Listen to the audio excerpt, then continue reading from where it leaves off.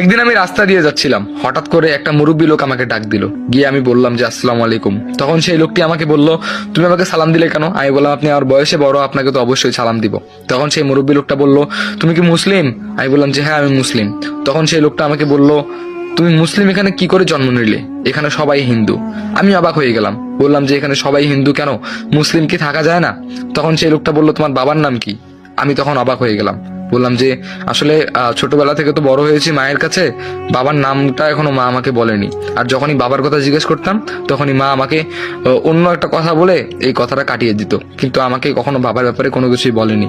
So আমি আমার বাবার নামটা জানি না। তখন সেই লোকটা বললো, তোমার মায়ের নাম কি? তখন আমি বললাম, আমার মায়ের নাম হলো সুহাসিনী। তখন সেই লোকটা অবাক হয়ে গেল, অবাক হয়ে আমাকে বললো, তুমি এখান থেকে তাড়াতাড়ি চলে যাও, আমার সামনে থেকে সরো তাড়াতাড়ি। আমি অবাক হয়ে গেলাম, বললাম যে অদ্ভুত তো, আপনি আমাকে নিজেই ডাকলেন আবার নিজেই বলতেছেন তাড়াতাড়ি চলে যাও, এটা কি ধরনের আপনার ব্যবহার? তারপর ওখান থেকে আমি বাসায় চলে গেলাম। বাসায় ফিরে মাকে বললাম, মা ক্ষুধা লাগছে, খাইতে দাও। দেখলাম মা নাই। মা গেল কোথায়? আশেপাশে অনেক মানুষের জিজ্ঞেস করলাম, বললাম যে মা গেল কোথায়? তখন কিছু আন্টি বলল, তোর মা কই যে গেল, এখনো দেখা নাই, যাই হোক একটু পরে হয়তো বা আসবে, বাসায় থাক। আমি বললাম ঠিক আছে। তারপরে আমি বাসায় গিয়ে শুয়ে পড়লাম। 2-3 ঘন্টা পর মা আসলো। মাকে বললাম, মা খাইতে দাও। খাওয়া দাওয়া করলাম। বেশ এরকম করে কয়েকটা দিন কেটে গেল।